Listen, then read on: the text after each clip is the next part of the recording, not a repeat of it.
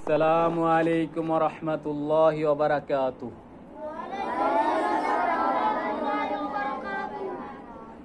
আজকে আমি তোমাদেরকে একটি দোয়া শেখাবো। সেই দোয়াটা হলো জান্নাত চাওয়ার দোয়া। কিভাবে দোয়া করলে, কোন দোয়া করলে জান্নাত পাওয়া যায়, সেই দোয়া আজ আমি তোমাদেরকে শেখাবো। তোমরা আমার সঙ্গে সঙ্গে বলবে, আল্লাহুম্মা ইন্নী আসআলুকা জান্নাতাল ফিরদাউস। আল্লাহুম্মা ইন্নী আসআলুকাল জান্নাতাল ফিরদাউস।